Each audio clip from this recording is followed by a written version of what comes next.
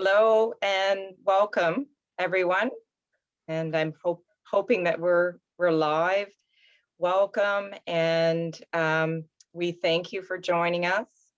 So whether you're joining via live video link or whether you're joining afterwards and watching the recording, we really thank you for taking the time to join us.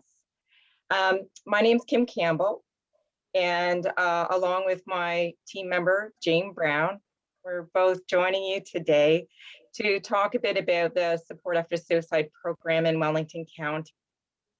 And we're going to then talk a bit about what makes suicide loss, a suicide death, unique.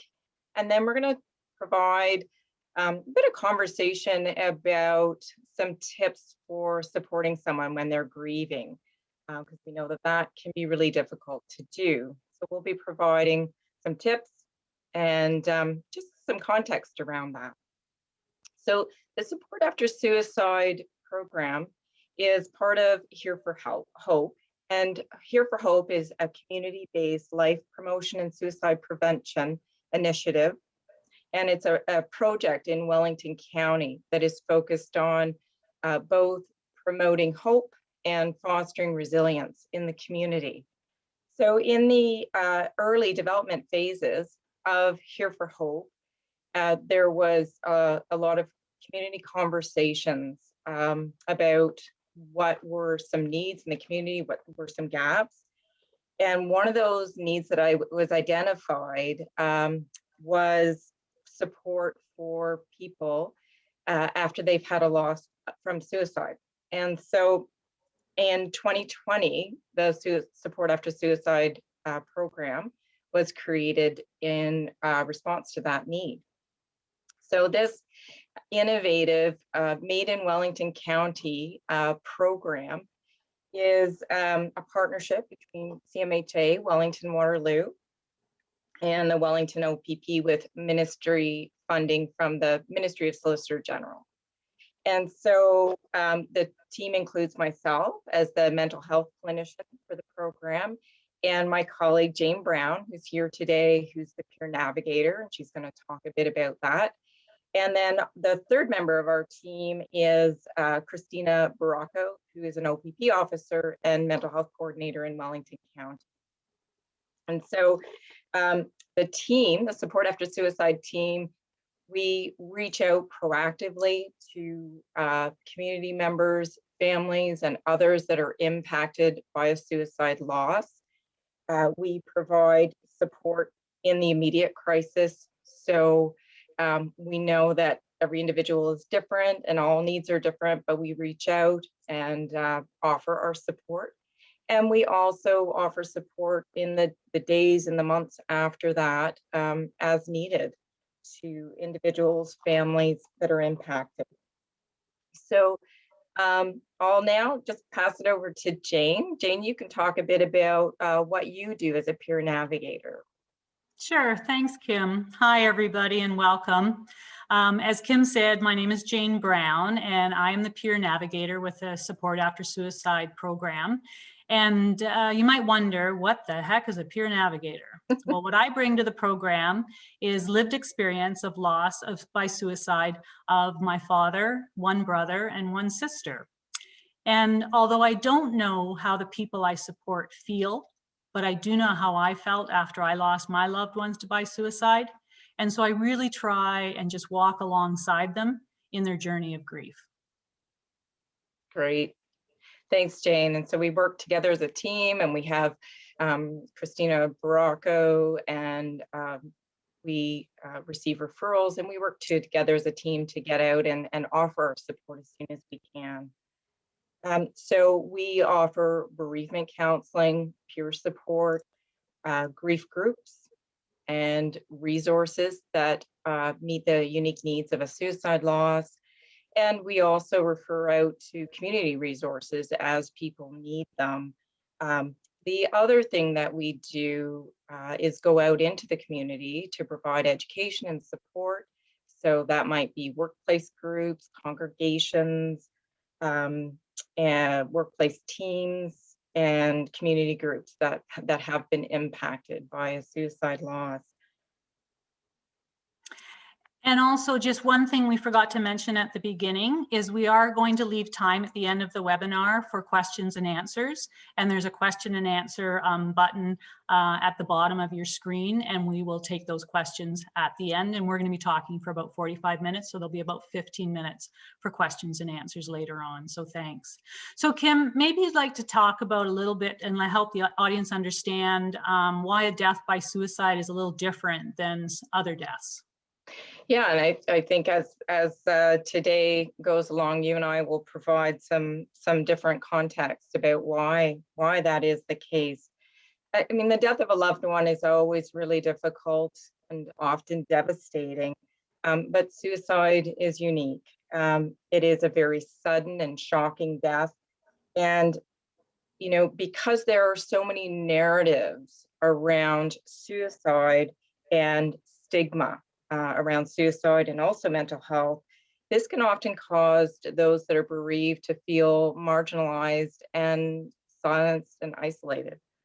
And so they feel isolated while they're struggling with a lot of different and conflicting emotions.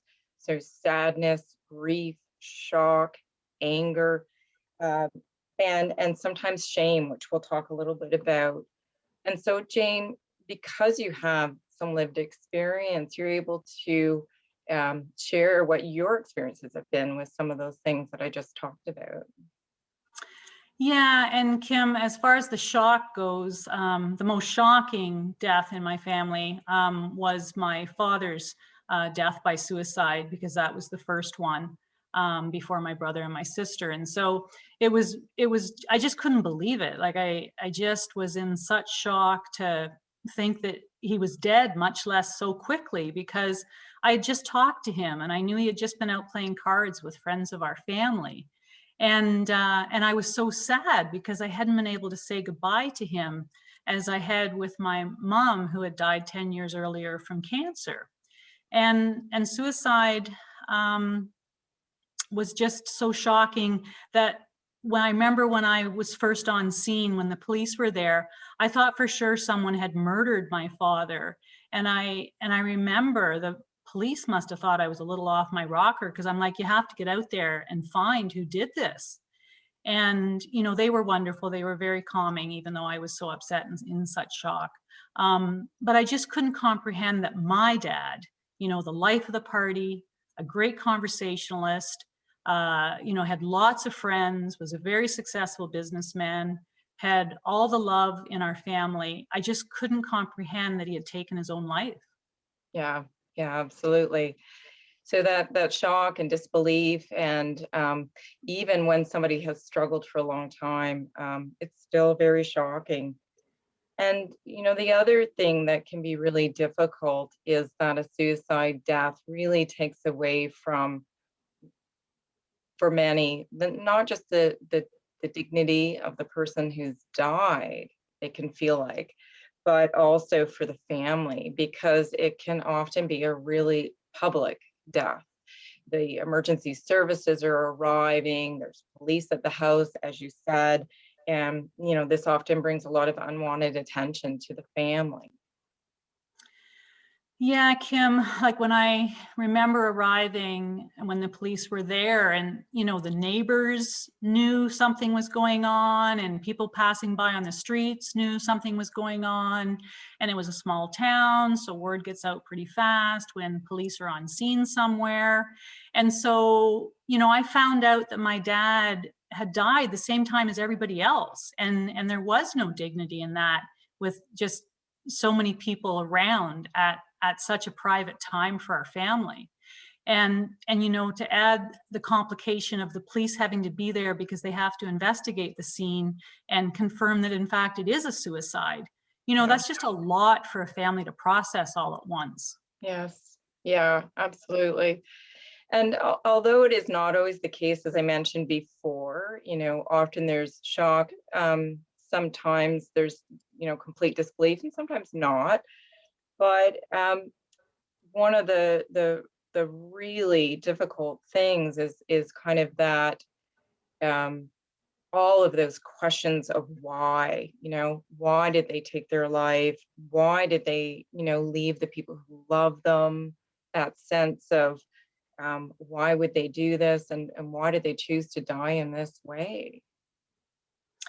Yeah, you really go over and over in your mind, like, what were the signs that I missed? Like, why didn't I know this was coming? And then that turns to guilt about what you did say or what you didn't say or what you should have said Yeah. or what you didn't do or what you did do. And you think back to, what was that last conversation we had? And I hope it was a loving conversation. Mhm. And for me, I really struggled with the guilt, and I know I still struggle with the guilt of why couldn't I have prevented those 3 suicides in my family? Like, why couldn't I have seen that coming and done something to help those people find a different choice?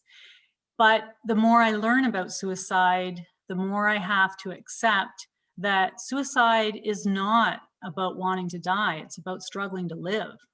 Yeah, yeah. So working through that acceptance, and it's kind of a subtle difference, right, between wanting to die, struggling to live, but a really important one that we often talk about.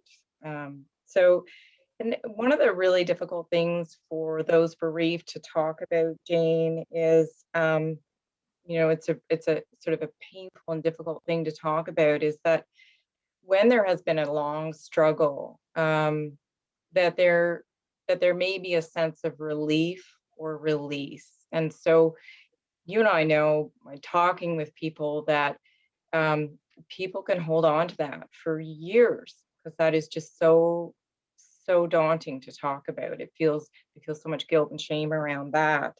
And so the death may come after a long struggle with mental illness, with addictions. There may have been previous suicide attempts. It may have been a really long and difficult road. So that accounts for some cases, right? A little bit different than with your dad. And so this can really leave those bereaved feeling guilty about having any of those feelings, and just not able to talk about that. Yeah, and it makes me think of my brother, which was a different loss than my father, because my brother had dealt with suicidality, starting in his teen years. And so when he died, there was almost a sense of peace because I knew he wasn't struggling anymore, because I knew how hard it was for him to live. And and I just knew that he just couldn't do it anymore. And and then you feel guilty because you think, like, are you happy that your brother died? No, I absolutely was not happy. I was really, really sad, but I was also relieved as well. Yeah. Yeah, such difficult and contrasting feelings and experiences to work through, right? And getting to that place of kind of accepting that having those conflicting feelings is okay, and normal and natural. And so, what you're talking about is both guilt and then kind of experiencing some shame around, the feelings that come up, and the shame about, as you said, not being able to save your loved one, not being able, didn't do enough, couldn't do enough. And so, and when there's a lot of that guilt and shame, and depending on how the people in your support network respond, uh, there there is this kind of negating effect. It kind of takes away from both their legacy, their life lived, your memories, your connection and your relationship to them, um, or your memories and connection as a family, right? So it kind of overshadows that. And so we're just kind of remembering that, um, you know keeping we'll talk a little bit later about kind of keeping some of those beliefs in check, because what can happen is when people feel shamed or feel like a death from suicide is not as significant as another loss, that can be really silencing, and can really shut somebody down. And then you feel like you have to, people often feel like they have tell the story of their loved one. You sort of want to shout it out and say, but there's things you don't understand, you don't know, right? And we've talked about that difference between a death by suicide versus a death in other ways. Yeah, and it makes me think of when my dad died by suicide. My mom had died from cancer 10 years previous to that.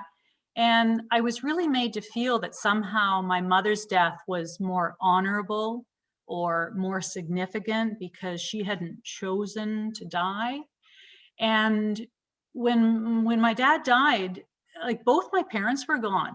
And in that moment, I didn't really even care how either one of them had died. I just knew I was an orphan, and nobody wants to be in that club. And there were people that didn't know what to say after my dad died, and so they chose to say nothing. And that just brought such feelings of shame, and I just felt so alone because of that. Yeah, absolutely. And that's it's a really common experience. One of the other things that we talk quite a bit about, Jane, is that families can struggle with, how do I talk to the children in my family about this? How do I tell them? Do I tell them? When's the right time to tell them? And it can create a lot of anxiety. Um, and it's understandable that adults want to protect the children in their family, and especially when there's a suicide loss, death, we feel that protective instinct just kicks in.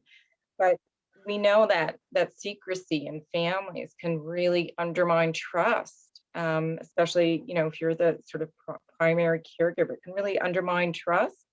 It can really intensify those feelings of shame and isolation. And that shame and isolation can serve to really shut people down, so that, we want to open the doors so that young people, family members, feel that they can reach out when they need help, if they need help. That if there's a suicide loss and it brings up really difficult, dark feelings for them, that they can reach out and get help. So there's a lot of support available. That's one of the things that we provide as a team, is support to families around talking to children. There's a lot of great, excellent resources that are available out there that we, share with people, so they can have that conversation in a supportive way at an age appropriate level. But it also depends on how old they are, right? Yeah, and Kim, I'm really passionate Yeah. about the topic of what to tell children and when, and really all I can speak from is my own experience as a parent. And so every parent's going to have to make that decision themselves. But what I decided was that when my son was 12, I felt like he was old enough, and I always believe that people need to know the cause of death. And so I felt it was time for him to know that his grandfather and his uncle had died by suicide. And so I did what a lot of parents do when they're trying to, capture their children's attention. We went for a drive in a car. Yeah. And we had a really good talk. And I felt like I had to tell him about the history of suicide in our family. I felt that I had to tell him about the history of mental illness in our family, because he was going to be entering into those tumultuous teenage years. And some teens get to some pretty dark places. And I needed to get out ahead of that and let him know that if that is a place he goes to, that there's help and there's lots of other options besides suicide. And I needed him to know that he could talk to me because I have experience with it. And I wanted him to feel that safety. And when my sister died by suicide just last year, my son was 14. And the night that I got home, the day that it happened, the night I got home, I told him that night. And what he really needed to do was give his mom a really big hug and be reassured that I was okay Yeah. and that I wasn't going to die by suicide. That's Yeah. just not where I was, and that's not where I was going to be going any day soon.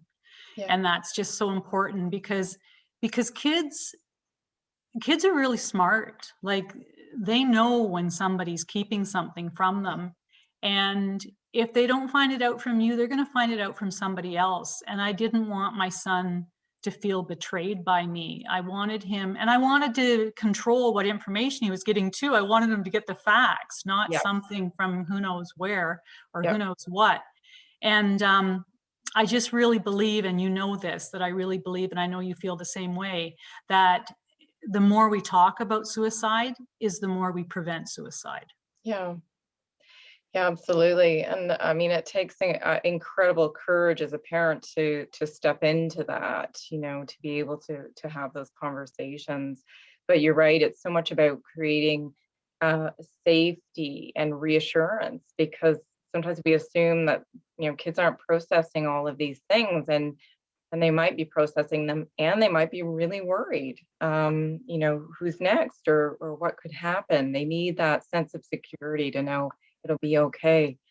Um, and you talked about kind of having some control over the message, control over the narrative, which brings me to the next point. That understanding that other people will have strong reactions and opinions about a suicide death, even when it's not their family member. And when they convey that to you, it can really contribute to that sense of shame. But it can really hurt. So that idea that we need to really remember that how one person is making meaning of the suicide of their loved one may be very different than your opinion about it. Um, Sometimes people talk about it as an abandonment or a betrayal, or many of the other really negative uh, narratives. And when that's not how you're feeling about it, that can be really hard. Yeah, and people do have those preconceived ideas, and I often have felt in the past, and even feel now, as I'm, meeting someone new and we're sharing each other's stories and getting to know each other, that I sometimes feel like I have to defend my dad and my brother and my sister, and give them dignity, and I have to assure that person that I'm okay with the suicide, so really they should be okay too. Yeah. And really, all I want to do in that moment of telling that story is to be loved and supported, not judged. Yeah, absolutely. Just looking for that love and support, and to get through a really, really, difficult place. Um, and so we have a quick video that I know, Jane, that you really has found so helpful, and we're going to go ahead and share that. We're going to have Lauren put that video on.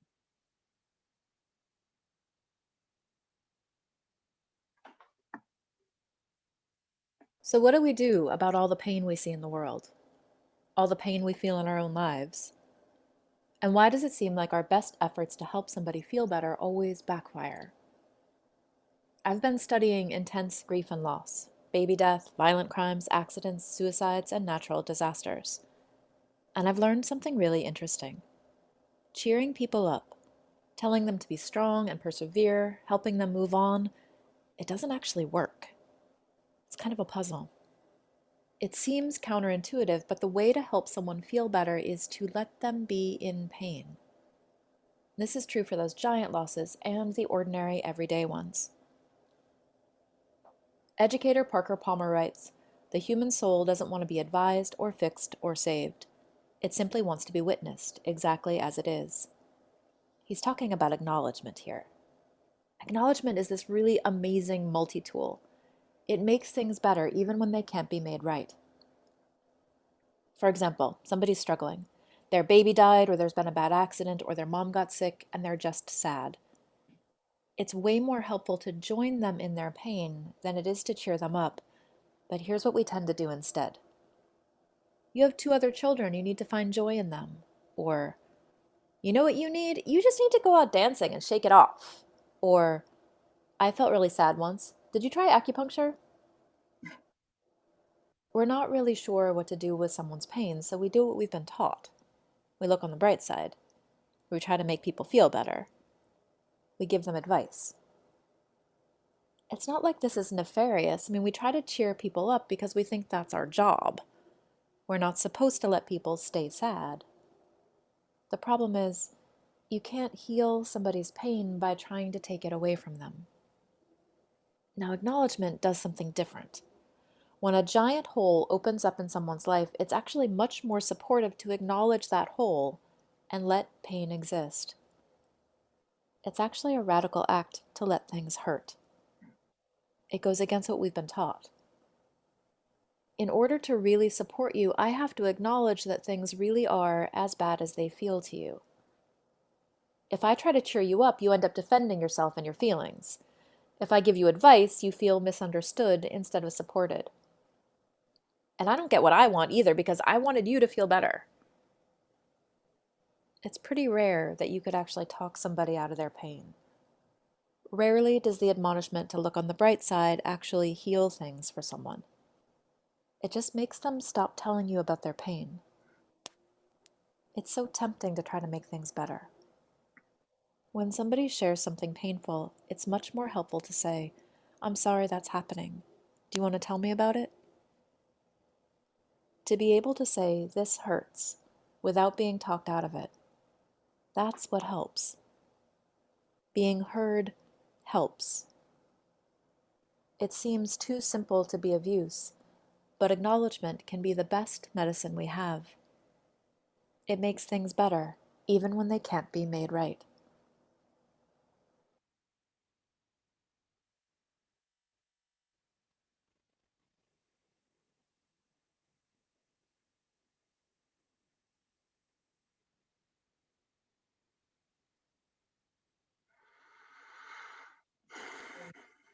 And, Megan Devine has also written a book, a great book on grieving.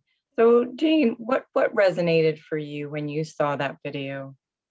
I've seen that video so many times, Kim, and shared it with so many people that I support, and it's just, I mean, it says about 3 books worth in that short little 3-minute video. But it's really that acknowledgement piece that is so important. When I am in my grief, I am where I am, and I don't need to be told I should be somewhere else. I don't need to be cheered up. I need to be listened to and acknowledged. And when my loved ones died, I didn't need to be invited out to a party. I needed to be invited over for a one-on-one chat. I needed to be held. I needed to be loved unconditionally. And on that note, we hope you enjoyed that video. Kim and I have put together some tips on how to support someone who's grieving a loss from suicide.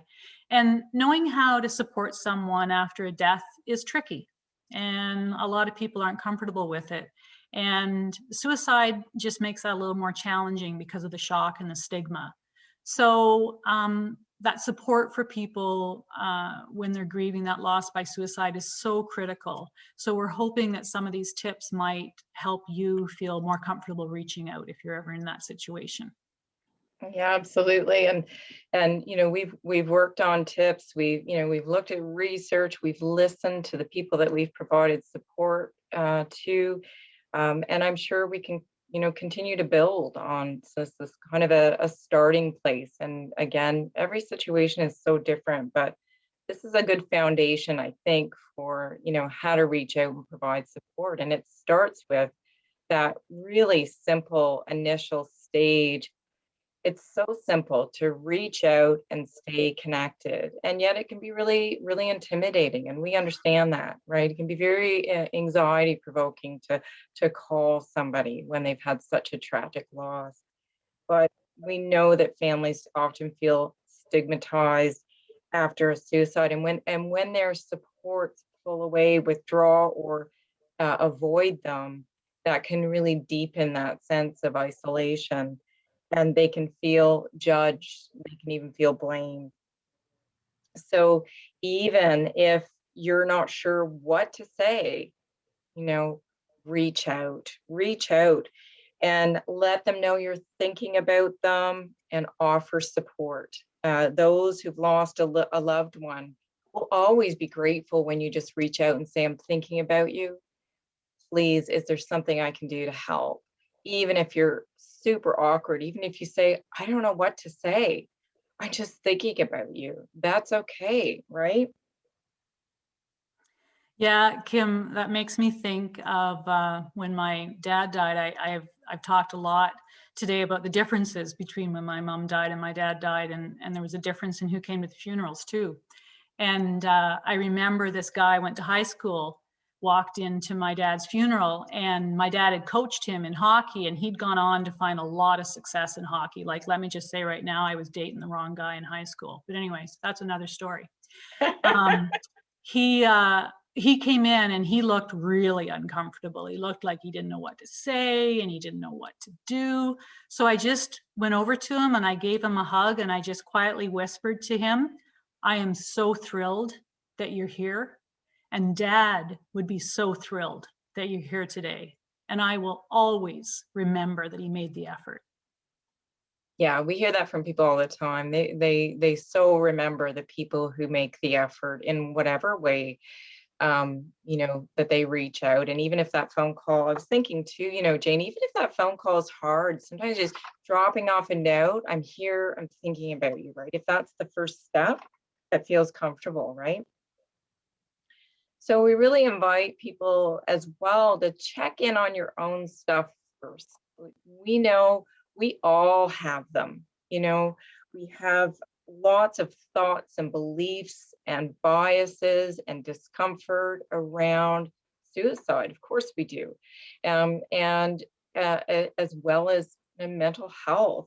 And so whether these ideas are related directly to suicide or just to mental health in general, uh, those assumptions and beliefs really influence the way that we provide support, and that can be in a good way. It can influence how we provide support, but it can also create a real barrier to being compassionate and present as a supporter.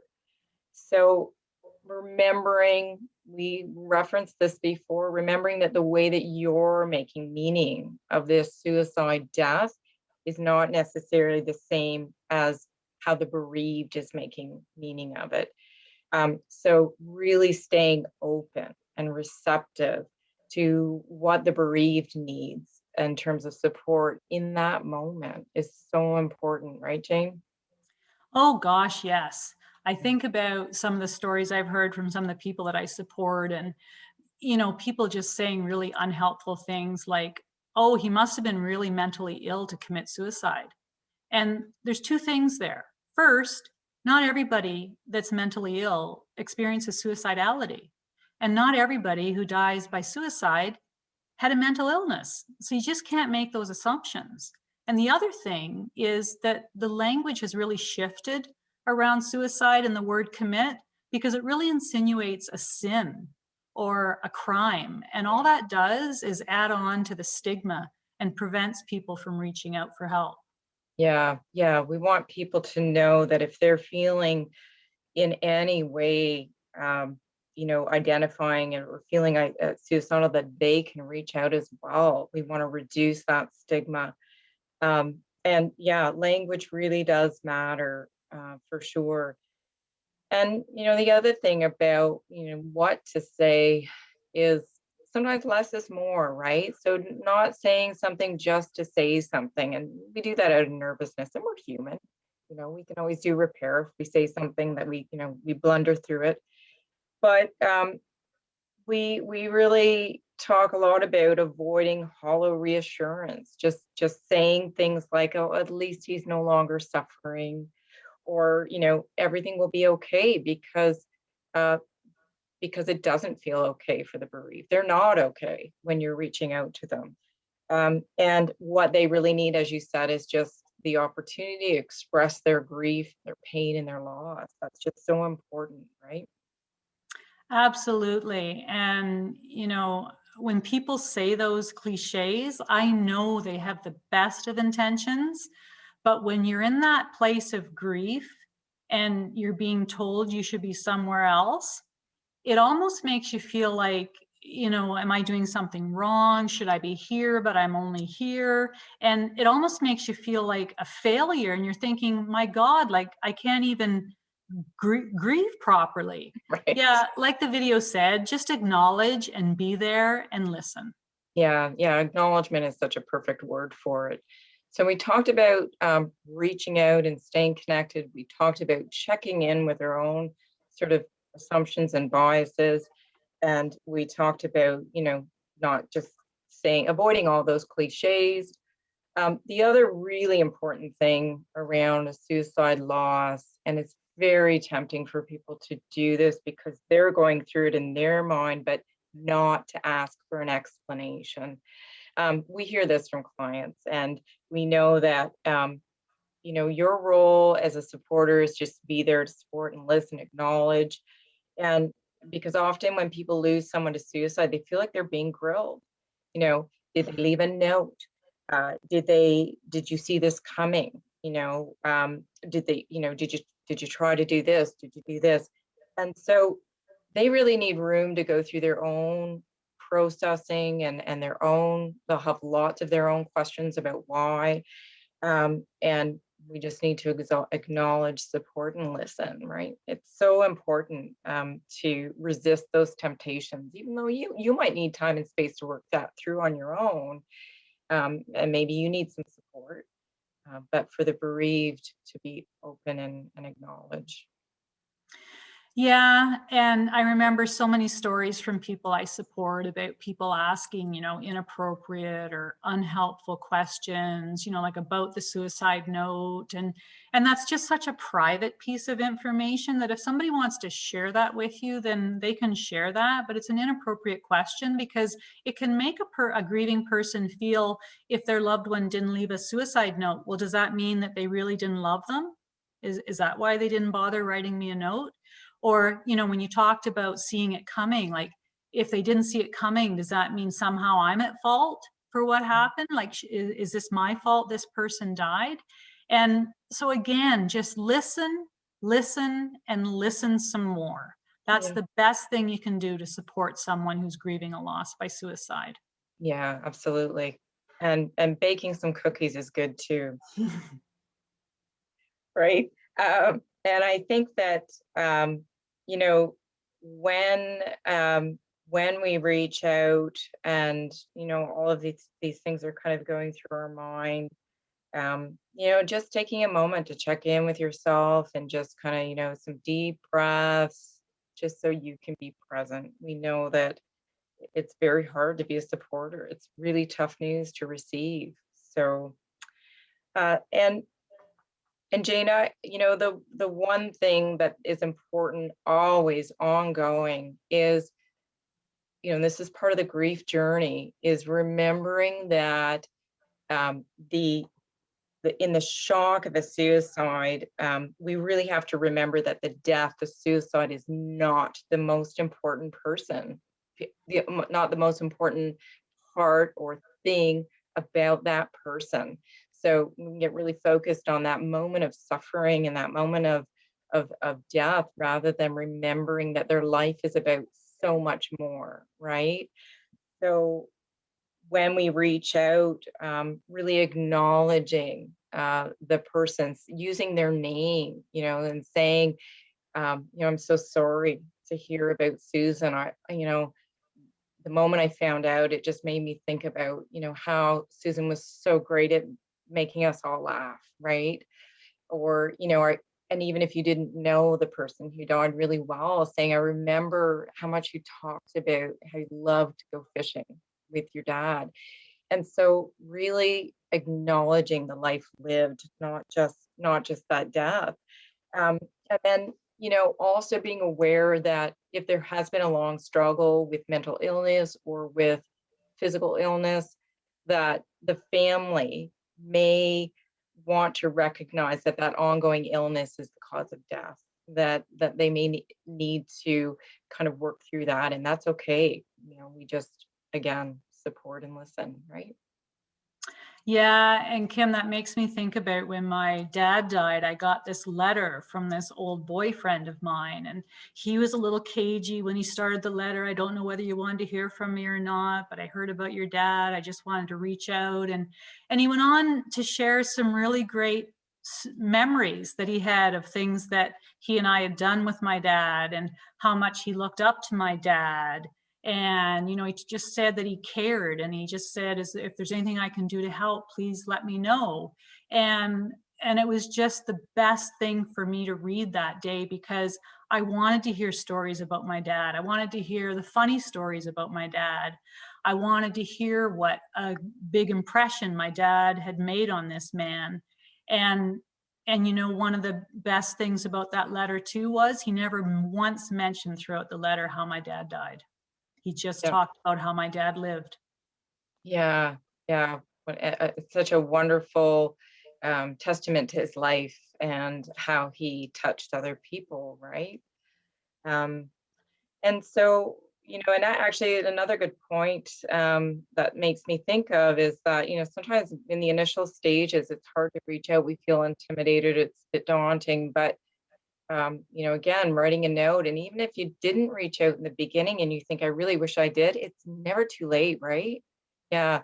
That just occurred to me. I thought, it's never too late to reach out and say, I was thinking about you. I really wanted to reach out and I didn't, but I wanted to now. That would make a big difference. Um, so the other thing that really comes up with suicide loss, with sudden deaths, is that there's a lot of uncertainty. There's a lot of uncertainty for the bereaved, and it creates a lot of uncertainty for you as a supporter. And suicide loss is, is hard because we're not sure what to do, how we can help, and so it's okay to acknowledge that you don't know. I'm not sure what to say, what to do. I'm just here. You're just being honest, and that's okay. Follow the lead of the bereaved. Watch for signs, be attuned, um, and be really sensitive that they're going to be topic areas that are sensitive. Making sure that you check in. Would you like to talk more about that? Do you need to talk more about that? And then recognizing if they don't want to talk about it, that's okay too. And so if they do want to talk about it, it's, providing that compassionate listening ear. And if they don't want to talk about it, giving them the space and time that they need, so that they don't feel that they, are, like you said, they don't feel like there's a way to grieve or a right way. That where they're at is exactly where they need to be, right? I learned that from you, Jane. I love that saying. Yeah.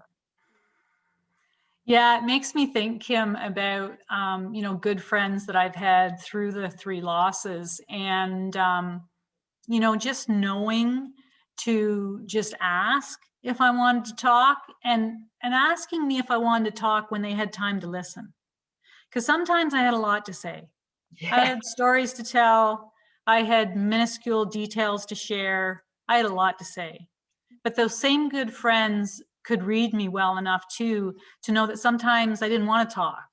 I just wanted to listen to music or go for a walk or just be still. And Yeah. that's the type of friend you want to be to help get them through. Yeah. Yeah. Absolutely. Yeah. And I mean, we have to be aware that sometimes we're not in a place where we can listen, and that's okay too. So ask if they want to talk about it. If you're feeling like you can't, that's okay. Give yourself some time and space. Um, and of course, we were talking about the chocolate chip cookies, but the cookie story is getting thicker. I'm like, it's chocolate chip now.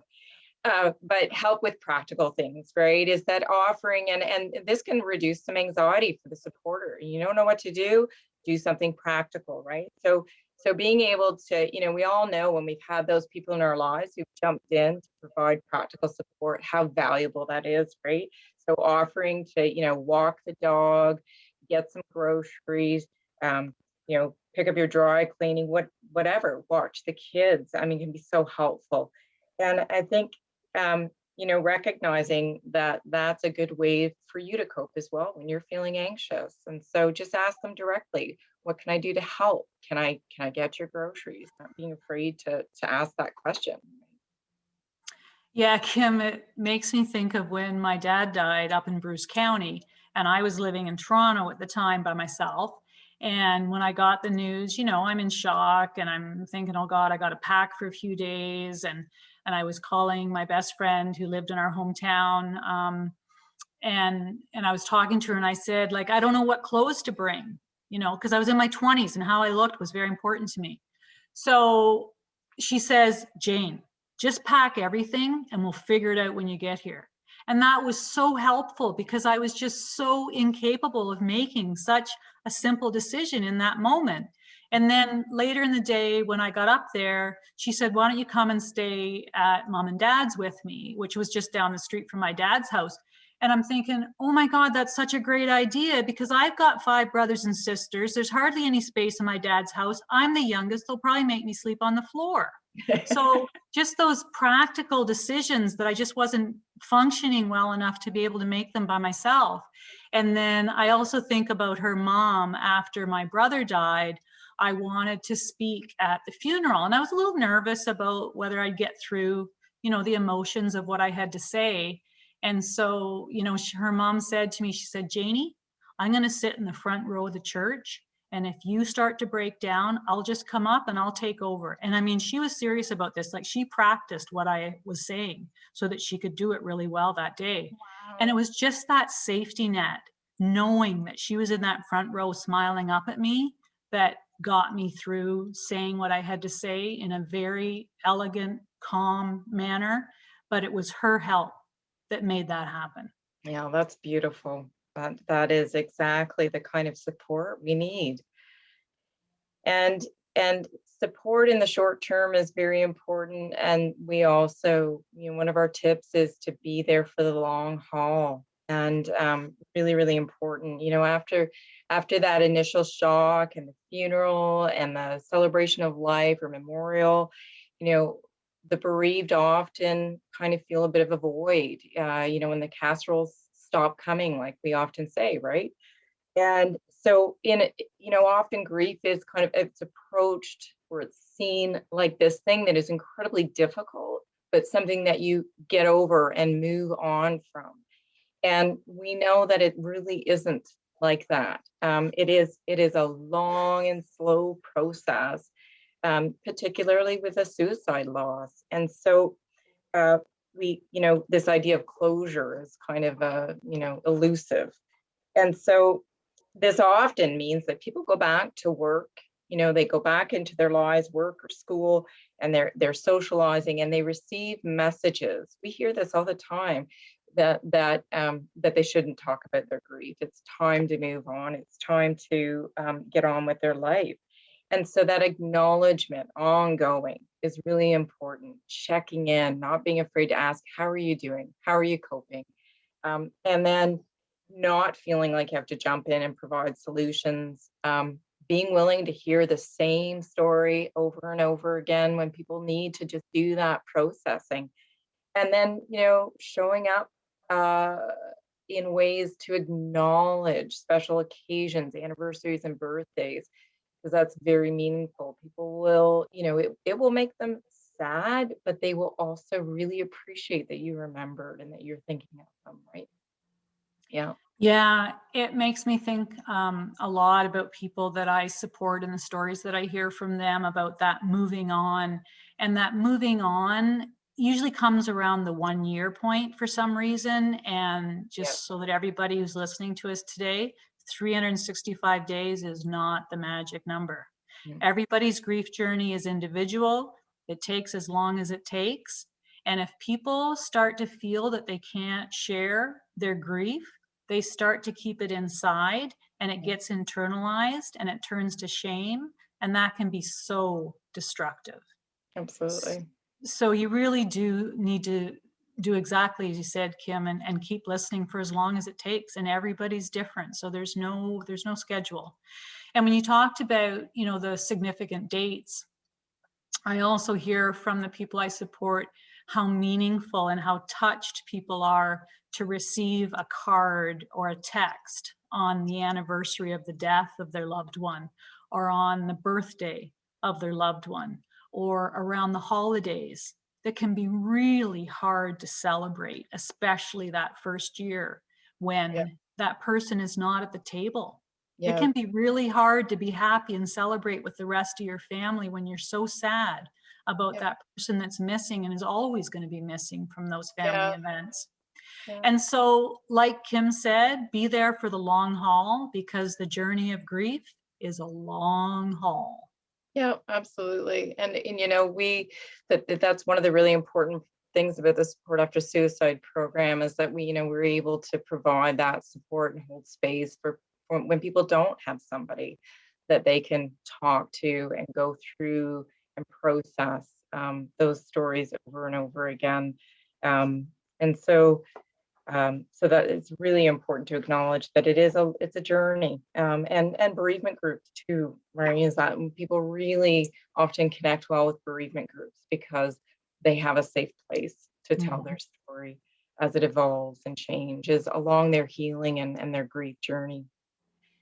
And so we also wanted to make sure that we talked about being mindful when you're sharing with others and through social media, kind of thinking about, you know, when you're communicating with others, asking for permission, right? You know, I'm saying to the bereaved, like, I don't know if you've told coworkers yet. Is it okay if I share this? You know, asking for permission. Being, you know, taking a moment to reflect on when you're sharing information, especially if it's through any kind of social media, really reflecting on privacy for the family, the bereaved, respect. That thing about dignity, right, is honoring people's lives, their life lived, right? And then also safety, knowing that suicide death and details about suicide deaths can be really, really triggering for people. And so we want to be really mindful of that. And so language matters, you know, when somebody dies from suicide, not commit suicide, that's really important. And avoiding details, because that can be very distressful. So really at the end of the day, it's checking in and taking a moment to reflect before you reach out to other people. So that was the last of the list of tips, Jane. And so at this point, we've gone through all of them, and we're going to make them available for people. Yeah. So people can check them out. Everybody's going to get a follow-up email that's on the webinar today, and the tips sheet will be attached to the email you get. Great. And so I don't know, Lauren, do we have any questions?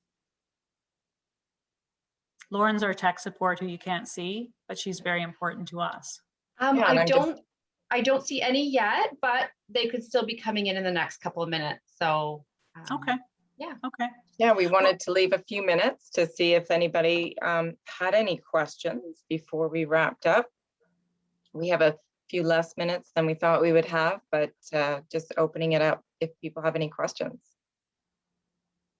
Yeah, and maybe while we're waiting to see if there are any questions, I just wanted to say thank you, Kim, for sharing all of the knowledge and research-based evidence and education and experience that you have. It's been a really wonderful hour. Oh, and thank you, Jane. Thanks for always being willing to share your story and your experiences. As you know, it really opens the door for other people to feel comfortable sharing their stories. So important. So thank you. I hope so. I hope so. You're welcome. Lauren, any questions? There are no questions. Okay.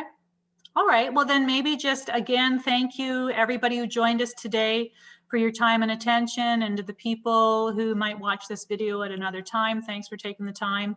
And please visit our website, Here for Help. This tip sheet will be up there, as well as some other information that you might find helpful. Yeah, Here for Hope. Sorry. Here for Hope. We're here for both. We want to help at Here for Hope. Absolutely. Wonderful. Thanks, Jane. Thanks, Kim. Thanks, Lauren. Thank you, Lauren, for helping us today. No problem. Thank you, everyone. Have a great day. Bye. Bye-bye.